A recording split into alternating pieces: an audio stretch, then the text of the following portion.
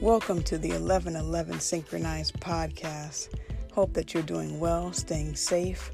There's a lot going on in the world right now, so please just join me by taking a deep breath in and a deep breath out.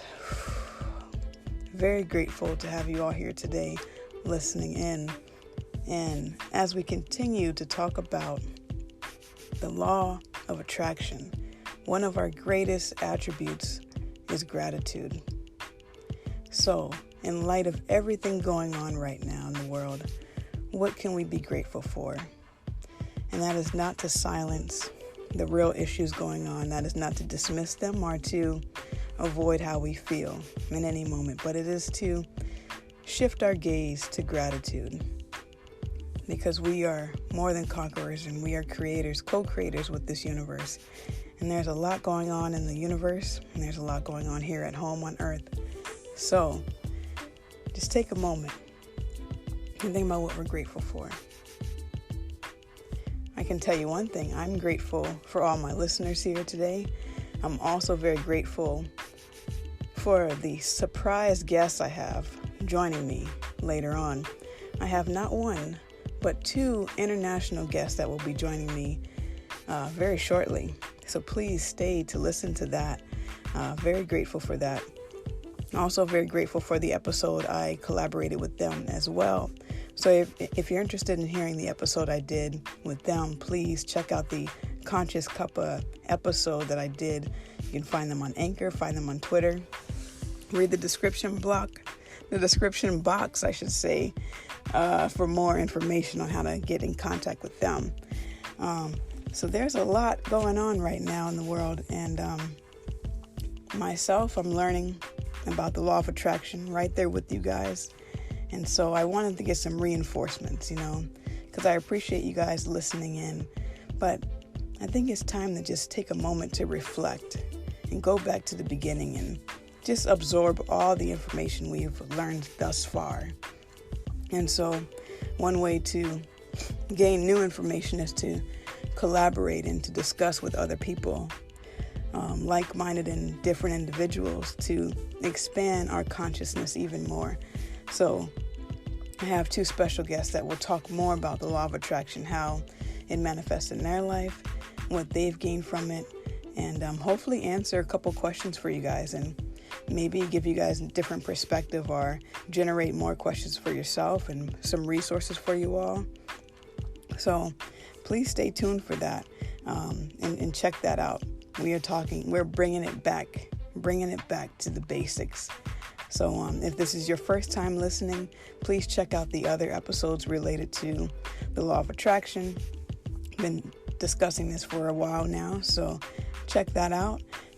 If this is beneficial to you or you think it may be beneficial to someone else, please share them. If you have any topic requests, please send them to my inbox at Agent K21 Podcast on Instagram and Twitter at Agent K21. You can find me on all the social media platforms. I'm there sharing content with you guys. So if you want to be a feature, if you have any requests, if you have any comments, just let me know. I appreciate all you guys' comments so far. I see them, I read them, and I'm very grateful for them. I'm very grateful for your presence, for you being here, and just want to remind you that we are co-creators with the universe. So I hope that you guys will enjoy this recording. And yes, send in your requests, send in anything you like to hear. Feel free to subscribe. Don't forget to subscribe, actually. And continue manifesting your best life ever. So stay tuned. Thank you all. Until next time.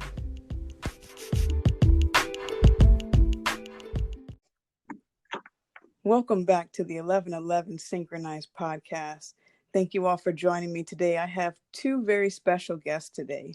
Two very special guests now. I'm going to let their energy introduce themselves. So whoever wants to start first, please tell us anything you'd like us to know.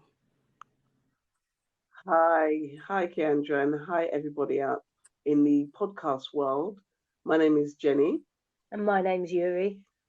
We produce a podcast called the Conscious Cuppa podcast. And it's all about talking about consciousness and and how it works for us.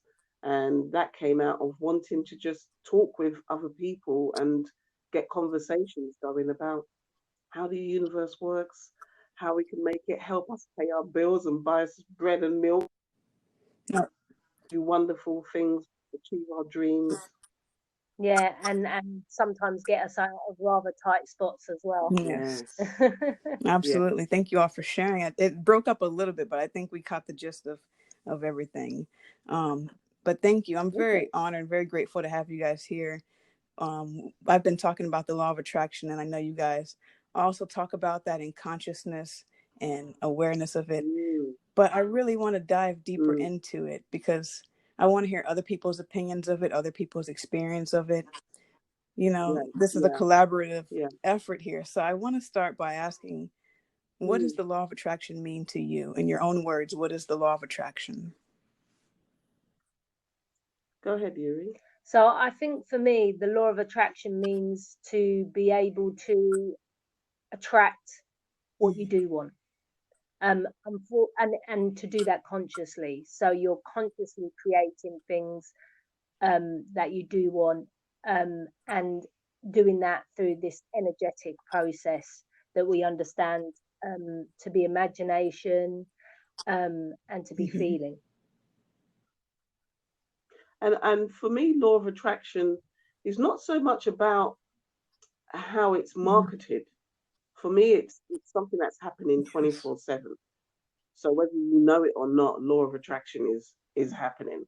We're all magnets, and the awareness of that magnetizing force that brings things into my world, people, things, situations, is getting me to be more discerning about what I'm thinking about, so therefore what I attract into my life, and seeing patterns working in my life, what I have been attracting. If I don't like it, what do I need to do to change that frequency of thought so that I can attract the thing I actually do want to experience, the thing that I have in my heart?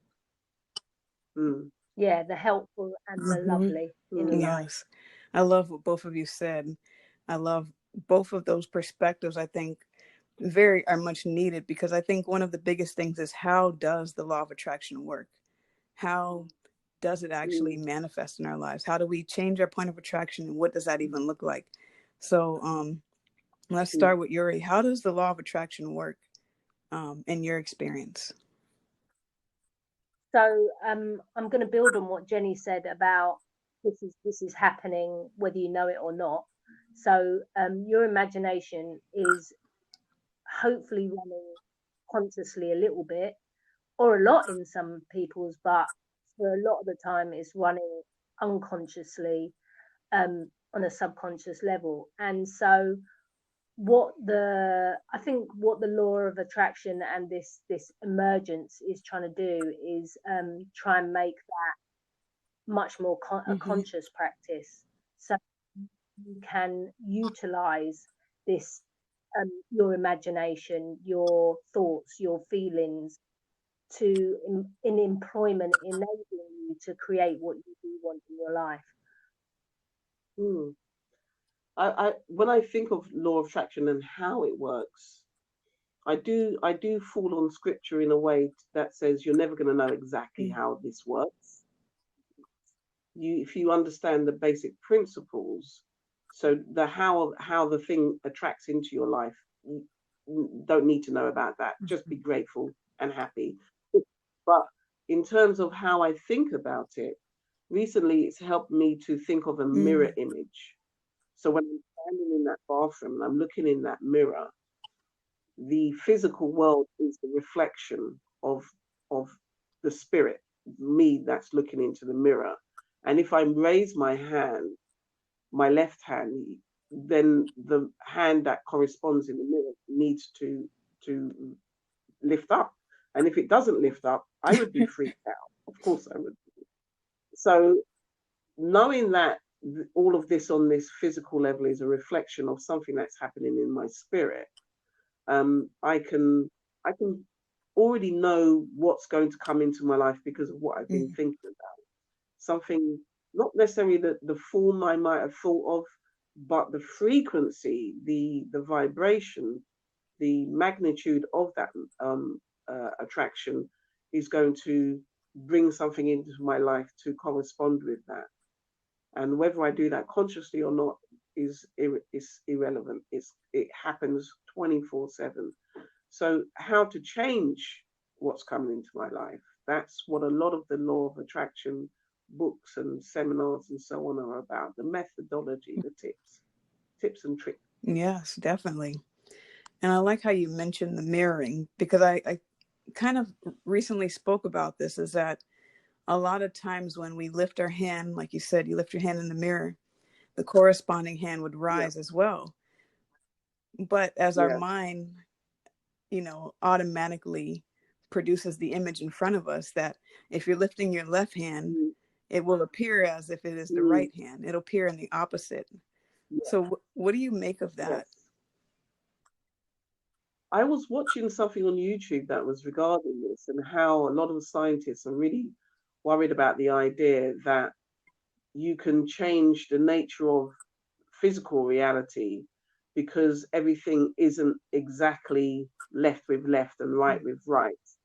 It's as if the universe kind of knows what is going forward and what is going backwards. And that idea that if I raise my left hand, the mirror is showing me the right hand, the corresponding right hand, is a bit like this physical realm has a certain opposite nature. And one of the opposite nature is, we think of good and bad, we think of right and wrong. And we have those kind of laws within the physical world. In like you say, with our minds, there is an excuse me, there is an opposition happening. Whereas in your heart, there is a absolute oneness. And that means that everything is absolutely right in you. And the world, the physical world, I'm not sure I'm explaining this very well, but the physical world kind of splits things into right and wrong, so that we think that there might be a right thing to do and a wrong thing to do in order to bring things about. But it's just happening anyway. I hope that makes some kind of sense. Well, I'll build on that. So I think I understand what you said to be duality, but actually this co-creating that you're doing is just part of your nature. This is your natural state of being.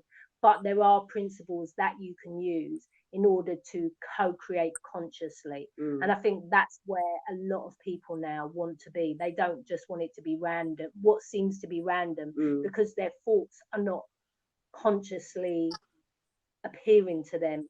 They're not aware of how they're thinking, what their self-concept is. The patterns they I believe we've been sent to heal.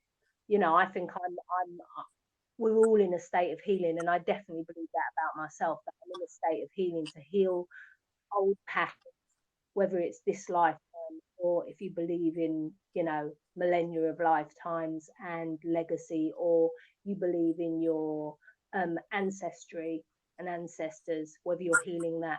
So I really believe that, and I think it's really important to use, for me, to be able to co-create, to use the law of attraction to create this healing in my life, this it's almost like reversal of what has been. So I am creating what I do want. What would you say the first principle is? The first principle of law of attraction for me would be that it's working all the time. It seems when you're first introduced to it that there's something extra you have to do, and in a sense that's not true, and in a sense it is, because you are going to have to move your frequency from one level to another, whether it's up or down, whether it's negative or positive, as it were. But the first principle is just be aware that you are attracting things already. There's nothing you have to switch on. It's already on. Yeah. And that's tough, because that means you have to take responsibility. And I definitely found that really tough to just accept, oh my goodness, wow, today was both good and bad. What? in my little world, what I could yeah. believe to be good and bad, this duality. And I'm like, no, it wasn't me. Yeah, and the idea that you can't switch it off. There's no holiday from this. This is all on. Yes. Yeah. What would be the first principle to you, Eury? I think it very much connects to what Jenny said, but I'll take that forward. That it's controlling your thoughts. So there's a kind of symbolism for your mind, and that's a wild horse. And it's like learning to ride this horse and direct it where you do want it to go. So I think it's that, yes, it's on all the time, but now how do I control it so it does create what I've decided I do want, what I do feel is loving and helpful. And I think it does start with this idea that you have to control. But I think you pointed out, Keandra, in our podcast that this illusion of control, it's not going to work. It's going to be more like your ancestors, the Native Americans, would have felt about brother horse.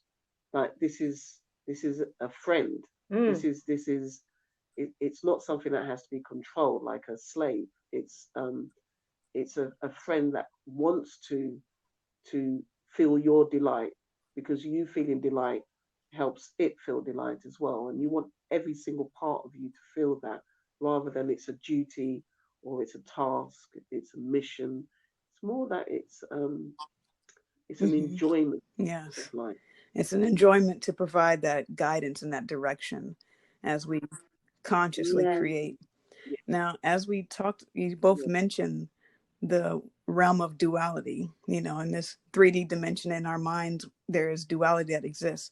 But as you said, from our heart, where we radiate just the flow, the love energy is just oneness. So how do we gain that alignment? A better question is, how do we make the subconscious conscious? I think it's through practice. I mean, the more I read, the more I talk to people, the more I have conversations. The conversations I do want are helpful, are loving. The books I read, the experiences that I choose, it builds momentum. It's that magnet that's spinning, that's building momentum. I've got goose pimples now all over, and get so excited when I talk about it. And it's actually the feeling you need when you are consciously creating. The more you can feel thrilled at creating what you do want, the more that you as the magnet attracts what you do want. I think with the analogy of the horse and the mind, and treating this part of you, this aspect, this thing that is not a thing, but this beingness that or only wants delight for you. How I've heard it referred to is like a beloved, is like a wife that you are seducing, but not in a kind of creepy way. It's to give love. It's to give love to yourself and therefore your world. And when we had Chupa Piri on our podcast, I think it was episode 6, she talked about how the universe, to think about the universe supporting you. So rather than paranoia about things out to get you, it was pronoia. I think it was something. And that is the universe is out to give you, not to get you, but to give to you. And when you have that feeling in you, that would be a feeling of oneness. And therefore it kind of allows that door to open that lets you have actually experience that in your spirit. And another way that I've been doing that, Keandra, is to look in the mirror and see that other Jenny, seemingly other Jenny, look back at me, and we're breathing at exactly the same time. And when I wink, she winks. And when I smile, she smiles. And therefore, I have this, even on this physical level, I have something that represents what it is to be breathed, what it is to be smiled, what it is to be loved. So just standing in that bathroom mirror or mirror, just take a picture of yourself on the phone, on your phone, and take a picture of you smiling. And it gives you this step into what it is to be one with your subconscious, one with that which is providing without question any that your heart desires. But of course, it's part of the heart's desire. So that is the oneness as well. Yes. And I love that. I feel like one of the things that's kind of skimmed over is mirror work. I think it's not really discussed enough. Like we talk about shadow work and inner child work, which are all great tools to help raise our vibration. But I also think mirror work, because I truly believe we cannot meet other people unless we have met the depths of ourselves. We only meet other people at the depths that we've met ourselves at. And when Yeah. And so I think actually looking into the mirror and actually being present with ourselves through all of our emotions and not feeling the need to run or nitpick or find flaws or faults, but to actually love ourselves, looking at ourselves, I think is a really great highlight. Another thing you guys mentioned was the feeling of paranoia. I feel like in the spiritual community, it's either just focus on positive affirmations and, it can kind of be like bypassing a lot of different things. And I feel like there's been just a little bit of miscongruence about not wanting to manifest the wrong things, not wanting to have a negative thought because you don't want it to show up in your reality. So what would you say to someone who is concerned about manifesting the wrong things? I think people come to law of attraction, the secret, and so on because of all the wrong things, as it were, that they've experienced.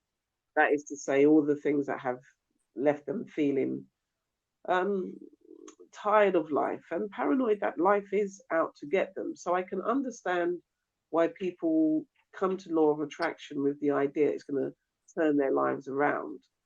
But the law of attraction, like I say, is working anyway. You can use it for good, bad, or indifferent. It doesn't refuse anything. Um, just remind me, I've just lost my train of thought there. What was your What original would you say question? to someone who is concerned about manifesting the wrong things or negative experiences? Yeah. So I think that's going to happen. And what Yuri was saying earlier about healing and healing with ancestors is part of the reason that law of attraction is coming into our lives quite full force in the last 100 years at least, because we are born into patterns. In the cinema language, it would be called the moral mosaic. You're born into a pattern, and that pattern has some dark patches, like you say. The shadow work needs to be done. So when we realize that we've got these inherited darkness, this bad habits, as it were, yes, we want to shine some light on that, or shy completely away from that. But until we look at that look at that pattern and have compassion for it, and that does include law of attraction, we will keep attracting that same pattern because what we're wanting to do is fundamentally change the pattern. I don't think you can fundamentally change it because it's part of who you are, but we can aim to transcend it. So instead of going circle over and over endlessly, we're trying to uplift ourselves into more of a spiral experience where we're journeying and going past those things again and again, but with new ideas about what that meant to us. Yuri, do you want to I think comment that on that? I agree with everything Jenny said, and I just want to encapsulate the thing we're changing first and foremost is our self concept, and that is about self love and acknowledgement actually. So you can acknowledge that you made an unhelpful or unlovely step. Usually, I mean, it's always fundamentally against yourself, even if it seems like you're doing it to your brother. And acknowledging it, and therefore in the acknowledgement you can acknowledge what you do want, and therefore it's forgiven. And then the next step is reimagining it.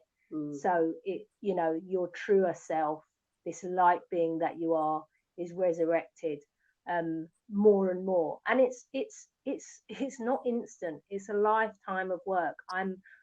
You know, there's some wonderful people out there that are really helping for us to learn our self-worth. Brené Brown is one of them that helped me on my journey for a very short period of time, but resonates through almost what I would call all time and space, back to my childhood and forward to through my whole life, and, you know, to all my brethren and my kinsmen that I'm associated with. So the more you love yourself, the more helpful you feel to yourself. You're remolding this self-concept as this moral mosaic, this social being, into the being that really your desires are calling you to be, your higher self is calling you to be. I think that the patience that is required to move your frequency, to find a frequency that resonates with something higher than where you are now, that patience is part of the kind of training. You know what I mean, Deandra? Without that, with that journey, I've been on this journey, particular journey, for 14 years now, and it's only now that the patience is kicking in, and I'm still being tested. I was tested when we were recording our podcast with you. And I just feel that it helps you to have compassion for yourself. That is required to in a way undo everything, because impatience equals violence, and we've all experienced that, whether it's from ourselves or from other people. So that's always a concern for people. They don't want to mess up, but it's like school. You will make mistakes, but there is a road ahead, and it has been walked before. Mess up is like a shadow, is like a cloud, and I wholeheartedly believe it's got a silver lining. So everything you meet on your journey, good, bad, or everything in between, is the purpose for growing, for evolving, for learning. So I'm learning to, like Jenny said, be patient with myself, because being a teacher and a life coach, especially because I'm a dyslexic friendly life coach, it means that I have to be very patient in my job. I just have to keep saying, would you say that to your student? If they came and told you what you're thinking in your head, would you be like, oh, this is terrible, you're an idiot, blah, blah, blah? No, you would be horrified. And if you heard any of your colleagues saying that to anybody, you would be like, you can't do that. So be self-caring, self-loving to yourself. Go easy.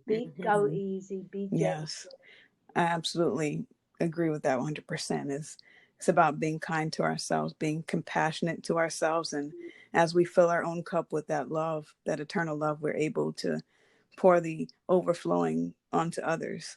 So I definitely agree with that. Now, Jenny, you mentioned that you've been at this for about 14 years. How long has it been for you, Eury? I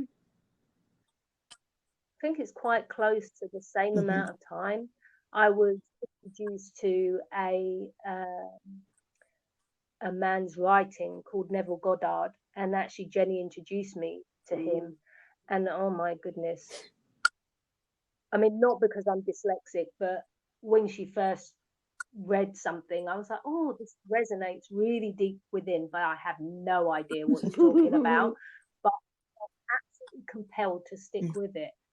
And then I just want to highlight the word compulsion. I think it's really important to take note of those feelings when you feel something really strongly, especially about something you do want. Stick with it, because there's gold in this specific example and 100 others. So I think it's been about 14 years for me as well, maybe give or take a year or so. But what I want to say to people out there is, if you pick up somebody like Neville Goddard and you think, I really feel like there's something in this, persist. Yeah. Persist. Yeah, he's more of the Christian mystical side of things. So if the word God or church terrifies you, I wouldn't. Well, it did me. I would. No, I think at the time that we were both introduced to him, we were willing to try something new, try something different. But if it had been 5 years earlier, I would have said, no way. Yep. The time I met Neville Goddard, I couldn't use the word God, but I was definitely, like Jenny said, ready for something new. So I kind of had to say, well, you call yourself open-minded, you know, so let's see what he's got to say. But also, it was more the compulsion than anything else, I felt. But I had to persist. It took, Jenny was very sweet and summarized some of his teachings for me, printed it on yellow paper. He's got audio, which is incredibly helpful for a dyslexic person. So it's all there. And now... Well, it's again, it goes back to really wanting something and believing that it must be present, because otherwise, why would I want it? And that took me going to a particular bookshop in the centre of London and just sitting down, Keandra, and saying, okay, show me what I need. I was very poor at the time, very ill. I had probably walked into town, which is a few miles, and I think I had like £8 in my pocket. I had just enough to buy from this bookshop. And I sat down and I just waited. And then to the left of me was this book, which was out of place. And for me, things being out of place is not a good look for me. I'm the kind of person who's got a little bit of OCD, just enough. But OCD that it caught my eye because it was not where it was supposed to be. But of course, in this case, it was exactly where it was to be. And it was the first book that introduced me to the idea that I have a power of awareness, that I have a creative mind, that the law of attraction is spelled out in the Bible like in no other book, and introduced me how to decipher that in a sense, but in the kind of language that I could understand. Yeah. And that was magical. That was magical to be introduced to something I needed in a way that was against what I would normally expect. Thank you both for sharing both of those experiences. Like, both of you have been very brave to follow that compulsion and to follow that intuition and to honor it. So I think that that's also something really important. But to flip side of it, because like you said, being open-minded and being aware and using our power and recognizing that. But what would you say to someone who's skeptical about, does the law of attraction even work? Does it even exist? What would you say to the skeptic? I would say to the skeptic, I get you. I understand. I've been there. Test it and see. Because there's nothing like testing something and have it come back to you. So there's a very simple ball experiment you can do. Test it and see. I would say that first and foremost. And I would say that is part of the process. Don't give yourself a hard time. Being skeptical, questioning, that is all part of the process. So don't give it too much energy. Just test it and see. And also, I was brought to my knees.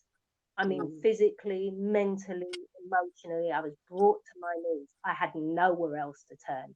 So in a way, my skepticism, like in Jenny's situation where her slight OCD worked, my skepticism worked in my favor, because then I was like, well, fine, I'll do it then. I'll try it. I'll test it. Just to prove it wrong. Almost to prove it. I think for some people who don't believe in it, there's nothing you could tell them that's going to persuade them that this works. because there seems to be a scientific explanation for everything. But a lot of what is involved with law of attraction is intangible. It's like trying to prove that you dreamt about a pink elephant. So if somebody's not inclined to test it, then I would say don't even go there with that person, because you're going to be asking them otherwise to force themselves to believe. But all that will do is reinforce what they already believe. And I think that's fine, because again, a certain amount of time years ago, I wouldn't have believed it. I really wouldn't have believed it. But slowly but surely, I have started to realize that the mind has power. I didn't realize it had the power that it does have. But there was a time, and this was like 30 years ago, where I realized that the mind has some power. I can do mind over matter. I'm going to work. I don't care if I'm ill. I'm going to be well enough to go to work and do it. To the law of attraction is something more than that, but it's part of that as well. Yeah. And I'd like to build on what Jenny said about that as well. Actually, I feel that there's been a drip process for me. I think there's been that have been watered over a lifetime. So I think people have had those conversations with me.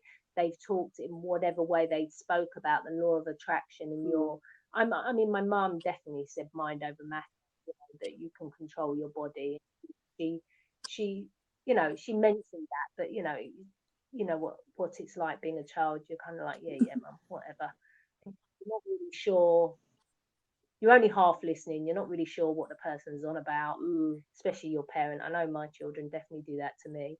But it's been this beautiful drip, drip until somehow that scale hit 51% with that moment, this compulsion, and also I was brought to my knees. So in a way, that kind of poured the cup on there. So there's all these things that like to get you ready to actually hear it and act on it. And so there's no right or wrong. That's all power to the cause. That's all part of the journey. So Tiago, what about yourself? How long has the law been part of your mindset? Well, I think that I agree with both of everything you guys shared. I think that it's been different seeds that have been planted, during life, and just different experiences that they finally start to connect. They start to trickle down and make cognitive sense. I would say I kind of spoke about my spiritual awakening on an episode titled Spiritual Awakening, about that whole process. I would say it started around 2008. But as far as law of attraction goes, I've really just started diving into it probably last year. And it's kind of ironic because I'm reading a book by Abraham Hicks called Ask and It Is Given. And it seems like every time I record an episode and then I read a chapter, it just reaffirms what I already have been feeling or innately just kind of know. And I'm like, whoa, this is like really accurate. This is really spot on. And it sounds like it's kind of been similar to you all's experience. And well, one of the go ahead. One of the wonderful things about this universe is, in terms of its ability to support us, is it will give you anything you want, whether that is so-called good or bad. So it's got 7 billion people at least to cater for. And whatever you believe is true, it will make that true for you. It may mean that you get isolated with your beliefs, and the pain of suffering of being separated from your fellow people is going to maybe give you new beliefs that will bring you back into connection. But whatever we believe, whatever I read is confirming what I have believed is true through my moral mosaic, perhaps, through the new ideas that I want to have to escape my inherited pattern. But it works out in the end, in the sense of you can change your pattern. You're going to change your pattern. whether it's in this lifetime or the next lifetime, if you believe that. And if you believe that, you're going to experience it, because the universe is going to support anything that you can come up with, because it has that plasticity. It has that dream nature. Yes, definitely. And you mentioned like the universe is going to support your desire, support your alignment, and give more of what you focus on and give anything. So my question to Yes. both of you would be, are there limits or conditions to what we can manifest with the law of attraction? Yuri's putting a finger up. She wants to go first. Go on. Yeah, there are limits, but only the ones you put on yourself. I'm, you know, we were having a conversation with my cousin, and yeah, definitely, you've got your own pattern of limitation, and the great thing about it is grace kind of helps you go beyond this, because you always get more than you bargained for, you know, good, bad, and otherwise, but mostly good. Grace is all about good, and so, you know, you might imagine finding a tenner and maybe you find £10 and 50p, or you know, I just always get more than I've imagined, and I think life is so generous, and that part of grace really says it's okay. Each moment, each day, I'm slightly different. Change is just inevitable, and thanks to grace, there's good change going on in my life. I think the patterns that we're born into, Kiandra, help us with having boundaries, have limits about where you can go and who you can speak to, and so on. And it's in a sense meant to be restrictive, but because we have this spirit within us that cannot be kept captive, it provides a wall to climb over, as it were. It provides a fence with a sign on it: you cannot go here, for spirit to says, hold my beer.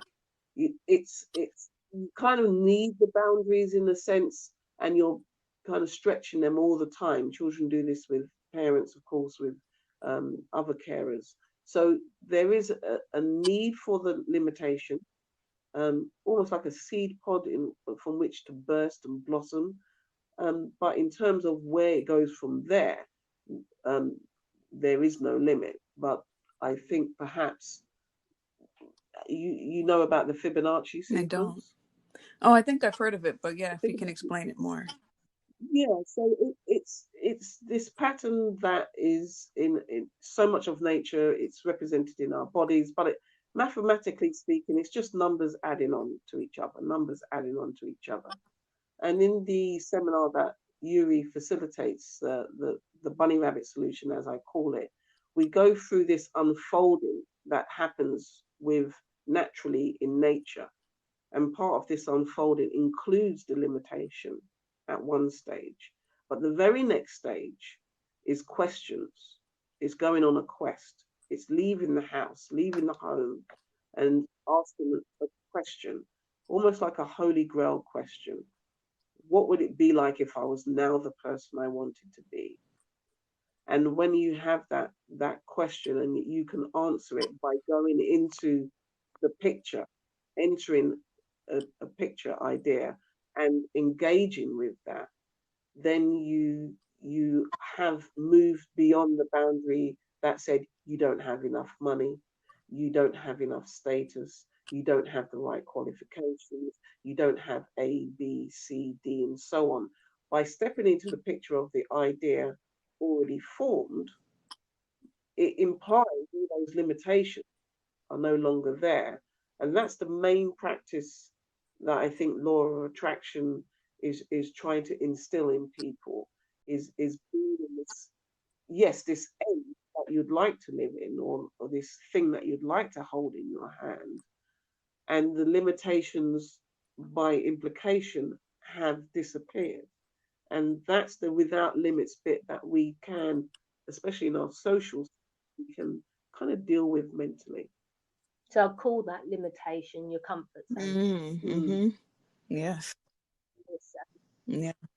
positiveness as one of my clients calls it, and I love that. Yes, it's kind of like a positive comfort zone and a negative comfort zone. Well, no, what she was saying is you use positive risk Mm. to go beyond your Negative comfort model zone. mosaic. Moral mosaic. Moral mosaic, yeah. So, you know, something pops into your mind and you think, I'd really like that, but I'm not really allowed. And it's not doing any harm to anybody. You've just been told by your tribe, your society, you know, you're not really meant to do that. Mm. And you want to do it. And then this positive risk goes, go on, you can have it, go on. Yeah. And then you're inspired, you're compelled, you know, you have this amazing feeling, and then before you know it, you're really imagining it true. You know, and you can really do that consciously. And again, I'm getting thrilled with my body talking about. Likewise, definitely. I keep flushing with goop pimples all the time. It's amazing. Yeah, and it's just it's such a thrilling thing. This saying yes to positive, saying yes to, okay, I'll step outside my comfort zone. I'm going to do something that seems that I've never done before. Even, you know, it might even be going. So Jenny and I have talked just very tiny, simple things that you can do. Instead of going left to the station, go right. Yeah. Get off the stop you don't usually get off at. Just to break this. To interrupt the pattern. Yeah. To break up the monotony, break up the pattern, switch it up. But I am just mentioned something else with regard to what we were talking about earlier about the left and right hand in the mirror. What we were saying about positive and negative comfort zones. The negative comfort zone is where you're kind of stuck and you don't know how to move into the positive comfort zone where you would feel naturally wealthy, where you'd feel naturally loved, naturally wanted. Because when we're engaging with what we'd like things to be like, it should feel comfortable. It should feel natural, rather than this effort to get people to love you or to get the money to pay that thing, to get the holiday and so on. There is a positive kind of version of that in the mirror that we want to engage with. And when we step into that picture, it is going into a comfort zone of sorts. Yeah, and I tend to refer, and I think Jenny may agree with me, that I refer to those as states. And the great thing about these states is they're ever evolving and changing. And as your desires are, once at some point in your life, maybe you had the poverty mindset and I need to pay my bills, like you were saying. And then you hit a point that you've expanded your comfort zone where you've always got enough money to pay your bills. But then, of course, your spirit gives you another desire. Yes. Yeah, absolutely. And shifting from that lack mindset to the abundance mindset, the truth of that will reign in every aspect of our lives. Once we take that awareness to realize, wait, I've always had enough. I've been fine in every situation. I've gotten out of every situation. So as you both kind of alluded to in your own words, that change is the only constant thing in this universe. And also Jenny mentioning both of you mentioning rather, being in the positive or the negative comfort zone. So for the people who may feel like really stuck right now with everything going on in the world and feeling powerless and hopeless, what would you say to them? And what are some of the tools to change our point of attraction or to get out of a negative comfort zone? I would definitely say today, get yourself in a gratitude book. Write everything that you are grateful for. It changes your mindset. That's my one of my biggest things that was so easy to do. It was so accessible just to write down 1 to 3 things every day that you're grateful for. And it can just be, I can breathe. It can be, I go to the tap and there's water. Some people don't have that. It can really be as simple as that. And I think the other thing was, can I remember it? Go on, Jenny. Well, I would go back to what you said a bit earlier about interfering with the pattern of behaviour.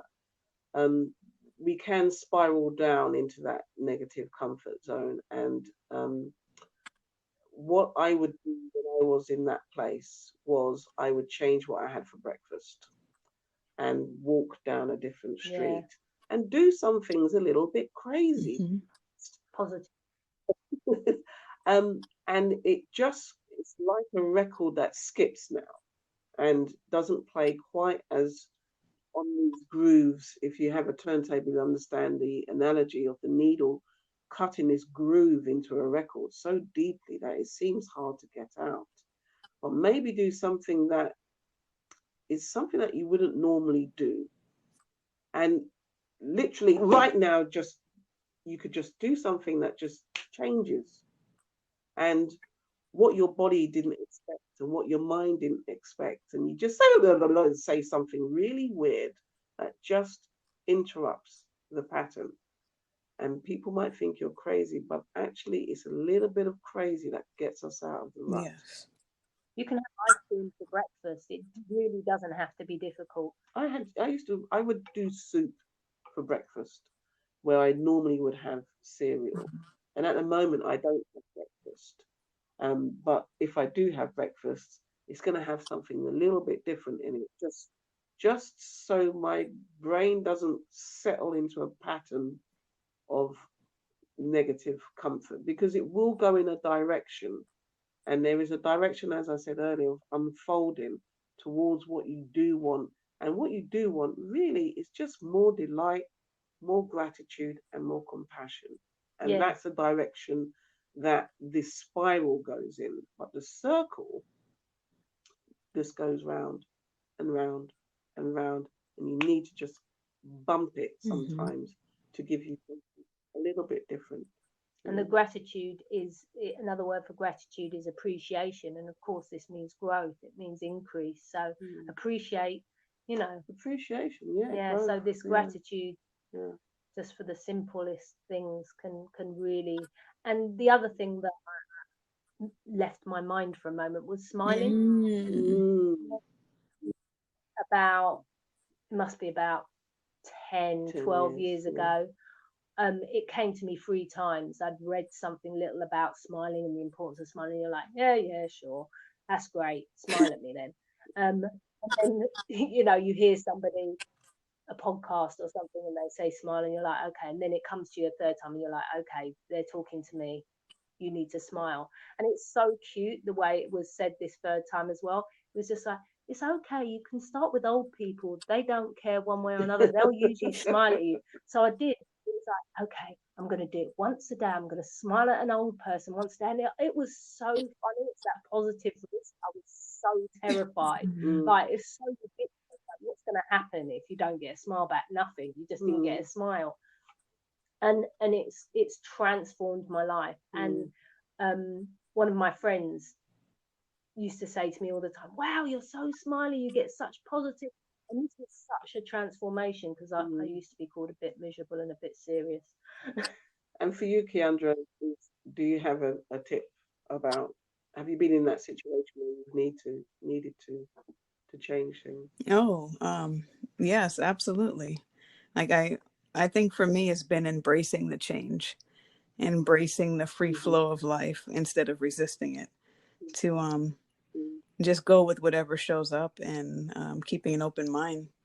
And the times when I've felt stuck or like in a rut, just kind of similar things of breaking up the pattern, but in a loving, gentle way, not in a way that would shame myself for being wherever I'm at, accepting the present moment, but also reaching for more at the same time.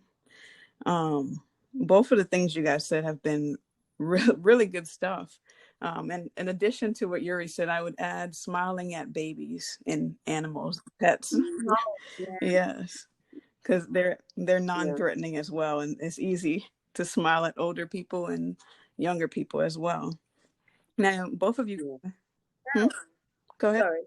Now I can practice that. It's been 7 to 10 years, so I'm much more open to smiling at everybody now. So it comes more natural now after you've gotten in that rhythm of doing that.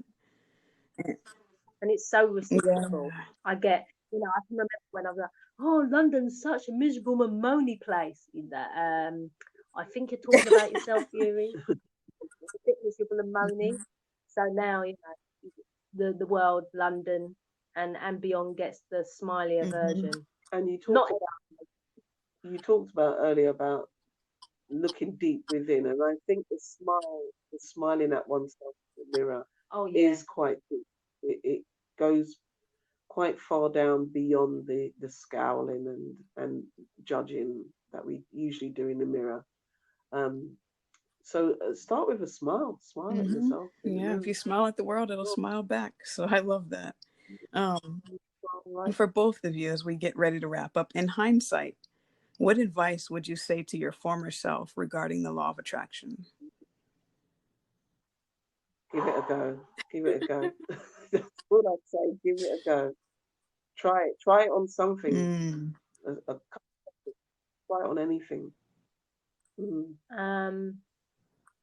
I think I would say be more courageous to pick up. So I think the first book I picked up was Celestine Prophecy. Yes, Celestine Prophecy. I would have said I know for a fact that book came to me maybe 3 or 4 times.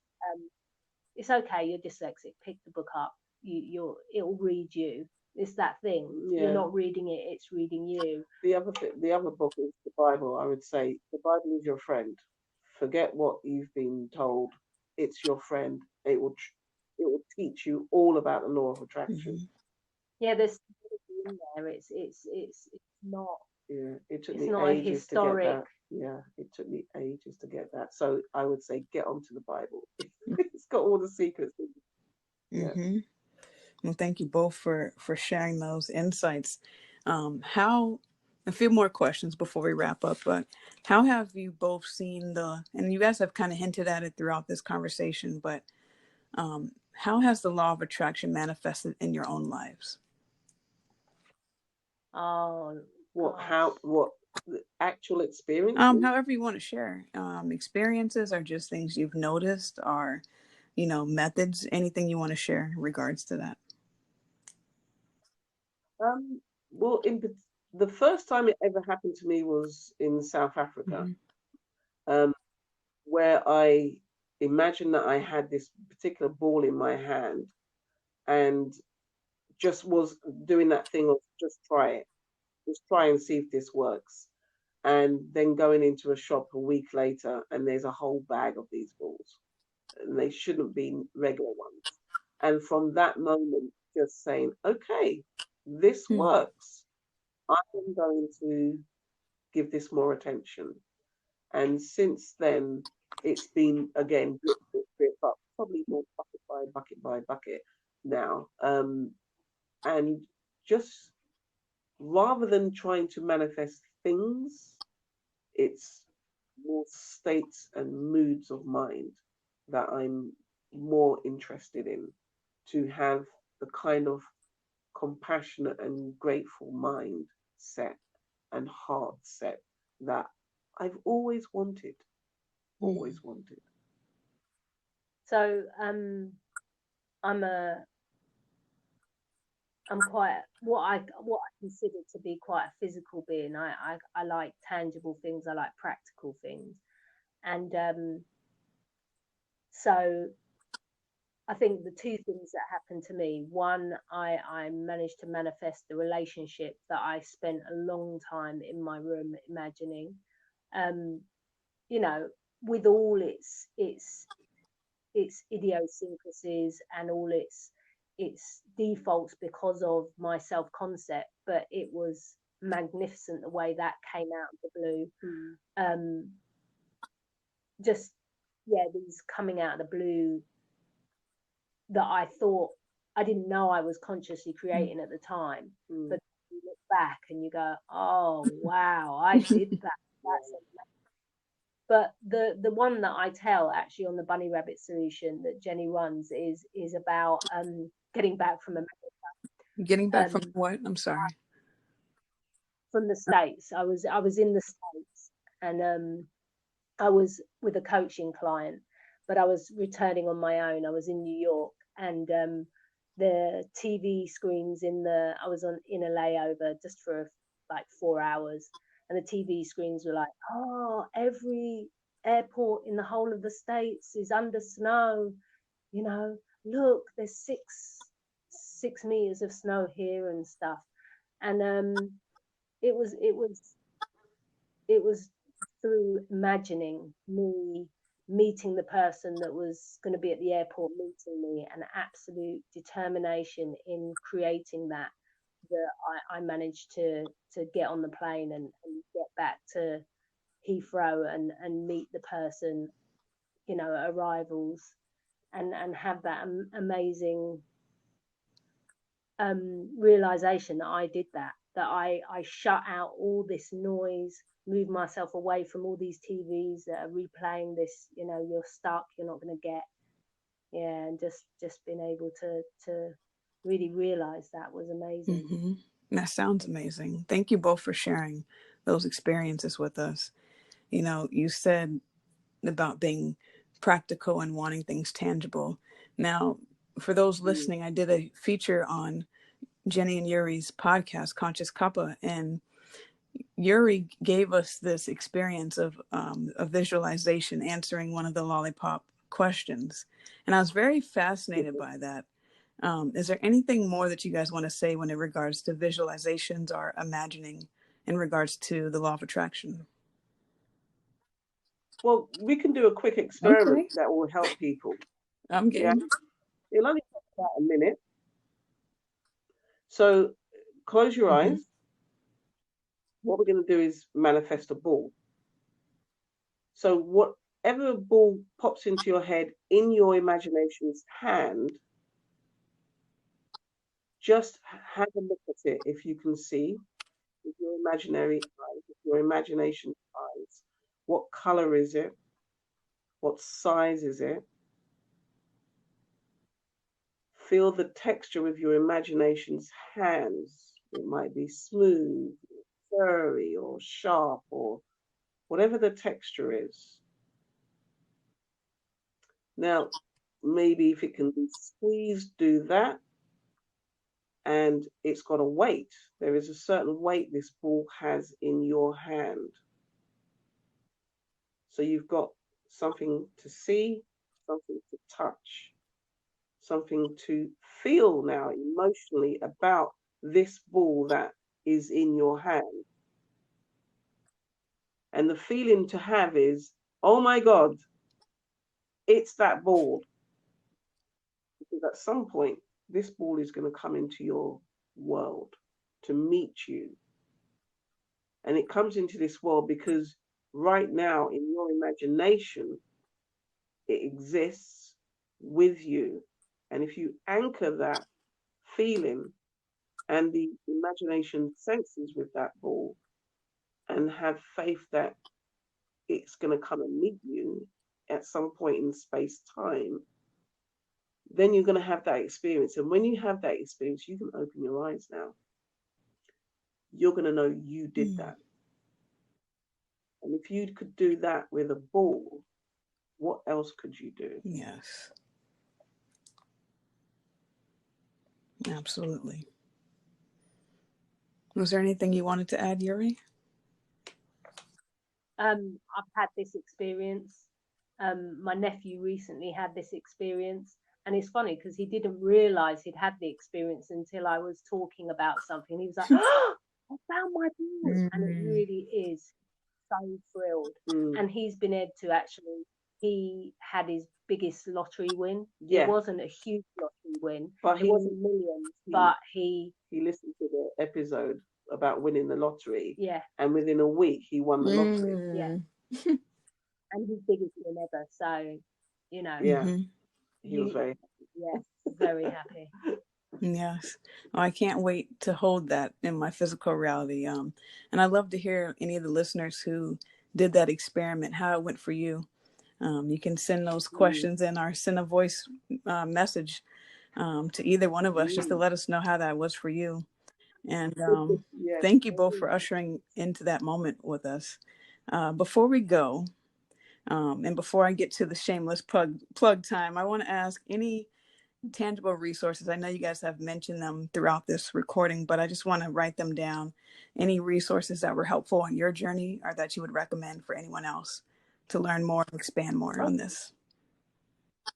Yeah. So I think Neville Goddard has been the most kind of brought everything together. Everything that I knew before, he kind of brought it all together, and now that is the measuring stick I use. I use to say, is this good? Is this true? Is this helpful? So Neville Goddard is on YouTube for free, of course, lectures, and there's realneville.com. We have a Bunny Rabbit Solution book, which is up on our Padlet page. That's a shameless plug, isn't it? And you said this YouTube, I'm sorry, the it. YouTube thing is never, what is it? Neville, as in Neville, Goddard. There's a particular channel, I think it's 100 kilowatt, and he's just got loads of lectures up there. That's been really helpful. Celestine Prophecy for Magic and Synchronicity just got me to believe in the joy and thrill and delight of life again. Just, springs and autumns have never been the same since. I think the usual suspects have been in our collection as well. So the Secret, What's the Bleep Do You Know? These things they give us all the basic information, and then after that it's a lot of practice. And things like the seminar that we've done here in London, that helps to gives more tips about methodology, but also looking at other principles that work to help you know where you are on your manifesting path, but just this general underlying path that is behind any creative journey. We just wanted to emphasize that for people, so it kind of gives them a kind of, where am I now? What should I be doing? That kind of insight. And what can I expect next? Yeah. And thank you both for sharing all of the information, all of the resources and energy you guys have put in this. I'm so honored to have you guys here, and thank you so much for your time and your effort.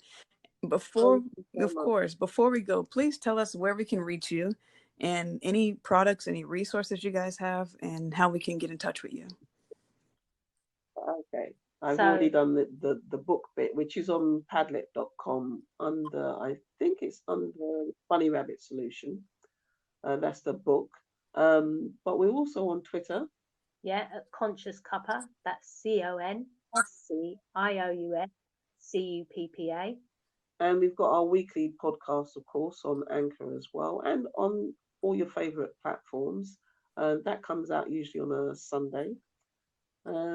You can email us if you've got any questions or you want more resources. Yeah, if you want us to send you the book, then we can do that. We can do that by email, and that's consciouscuppa@gmail.com.